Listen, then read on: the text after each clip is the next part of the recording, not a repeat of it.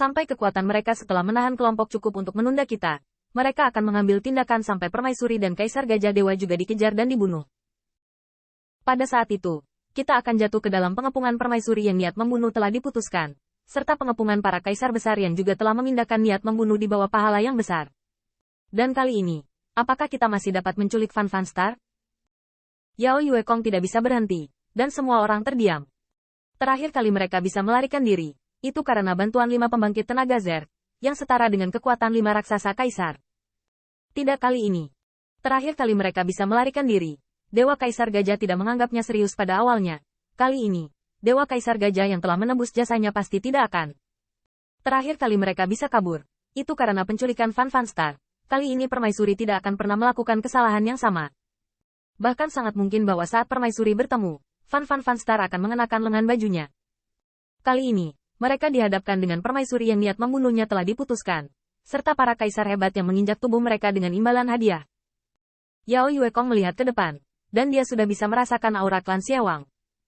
Dia tahu bahwa tidak penting apakah klan Xiawang berani menghentikan mereka, selama mereka dapat mendeteksi jejak mereka, maka apa yang dikatakan Qin Yichen bukanlah alarmis, tetapi fakta yang pasti akan terjadi. Tapi suara Yao Yuekong acuh tak acuh. Apakah ada cara lain untuk memilih? Putri Wenxing sedang bersandar di kayu di ujung jalan. Itu adalah pertempuran berdarah paling mengerikan yang pernah mereka temui. Mereka adalah 2 kaisar yang marah. Dan mereka adalah klan kekaisaran yang datang untuk mengepung dan menekan mereka. Tidak mungkin memenangkan pertempuran. Ke Tiangxuan mengertakkan gigi dan berkata, jika kita menculik Xie Feiling, dapatkah kita membuat kaisar keberatan? Bagaimanapun, Yao Yuekong akan meragukan patung di belakang Xie Feiling, dan Permaisuri juga harus begitu.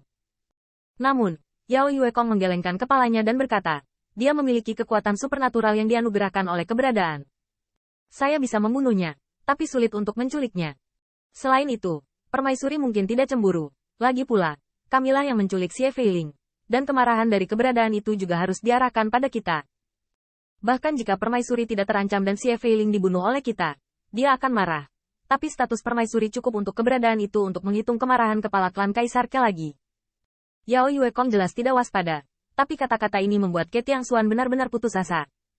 Mungkinkah hanya ada satu cara untuk pergi? Tetapi masalahnya adalah perbedaan kekuatan yang sangat besar ini tidak dapat diselesaikan dengan semua kerja keras Anda. Kepompong emas di lengan Feng Nianwu bergetar, sepertinya berteriak, membiarkan Qin Yichen melarikan diri di tengah kerumunan, dan bersalah karena membiarkan mereka putus asa karena panggilannya. Melihat si kecil malang, Qin Yichen mengertakkan gigi. Mungkin, ada cara lain untuk memilih. Pada saat yang sama, di luar lubang cacing, 6 kaisar dari suku Xiawang berdiri dengan bangga di langit berbintang, dengan aura pembunuh dan awan jahat yang mengamuk. Mani, berapa lama sampai kamu tiba? Hantu kaisar terbang terus-menerus, dan dapat melintasi bidang bintang dalam sekejap, segera. Aku tahu apa yang kamu khawatirkan.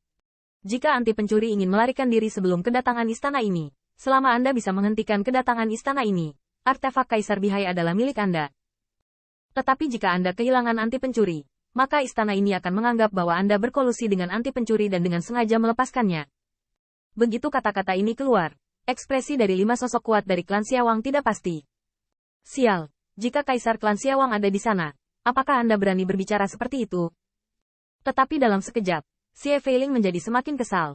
Jika klannya memiliki kaisar yang kuat, dia tidak perlu berbicara omong kosong dengan kaisar. Dia sudah menggulingkan Demon Yuekong sekarang. Wei Chen tahu, tolong cepat. Aku khawatir mungkin ada jalan keluar lain di lubang cacing di reruntuhan. Kekhawatiran muncul di mata Permaisuri, tetapi dia tidak takut. Bahkan jika anti pencuri melarikan diri, mereka dapat terus berburu melalui pintu keluar. Setelah bayangan kaisar menghilang, klan Xiawang mampu melihat berbagai ras yang terus melewati pelangi ilahi. Meski tidak ada kaisar, setidaknya setiap klan dipimpin oleh seorang kaisar.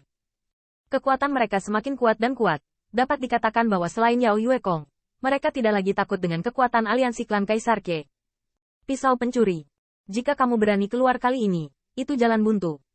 Xie Feiling bahkan mengertakkan giginya secara diam-diam, dan bahkan 5 kekuatan klan Xiawang lainnya siap bertarung sampai mati. Untuk menghentikan iblis Yuekong yang ingin melarikan diri, mereka pasti akan mati.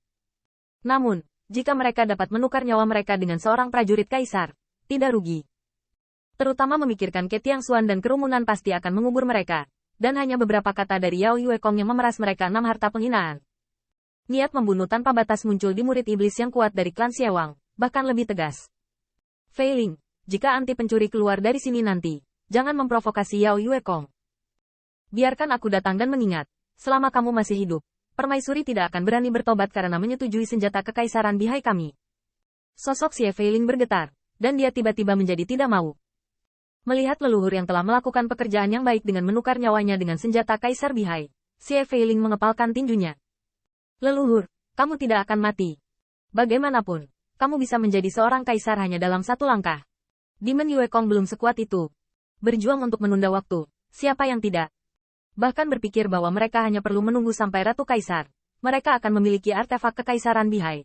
Xie Feiling tidak bisa menahan rasa bangga.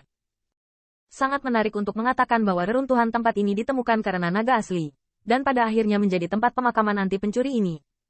Dan mengapa Kaisar Ke menemukan tempat ini? Bukan karena Feng Nianwu, tapi karena Hua Dao Rou. Sudahlah pemberontakan, dan berani memakai celana dengan naga asli? Kamu tidak mati, siapa yang akan mati? Tidak heran jika naga asli telah menjadi penjahat dari 10.000 ras. Bahkan Xie Feiling merasa jika bukan karena pelantikan Feng Nianwu atau Hua Daoru di sini, anti pencuri ini tidak akan jatuh ke tanah seperti sekarang ini. Beberapa kemampuan hebat Xie Feiling sudah siap untuk pertempuran mematikan, dan bahkan tanpa senjata Kaisar Bihai, mereka akan memblokir klan Kaisar Ke. Dan pahala permaisuri adalah motivasi yang membuat mereka rela mati-matian memblokir. Saat ini, dunia sangat luas, dan Kaisar belum datang. Banyak ras telah terbang ke sini. Kali ini, tidak hanya berbagai ras, tetapi juga Jiuli, yang juga merupakan kaisar. Kekuatan pembangkit tenaga listrik yang dipimpin oleh klan Jiuli tidak kalah dengan kekuatan klan Siawang. Kedua klan berdiri di udara, menganggukkan kepala jauh-jauh, yang dianggap sebagai salam. Segera, pemimpin suku Jiuli sepertinya memahami keseluruhan cerita, dan senyum dingin muncul di sudut mulutnya. Pemenang, yang kalah, berjalan bersama yang kalah, dan pada akhirnya berakhir seperti ini. Li Suyun, yang telah menjadi seorang kaisar, juga berdiri di langit berbintang. Untuk Qin Yichen, dia masih sedikit bersyukur atas persahabatannya dengan beberapa rekan Taois. Ini membuat Li Suyun terlihat rumit, tetapi apa yang bisa dia lakukan sepertinya hanya mengheningkan cipta untuk Qin Yichen. Bukan karena dia tidak tahu bantuannya, tetapi dia tahu bahwa dengan penahanan semacam ini, Qin Yichen tidak dapat memiliki jalan keluar.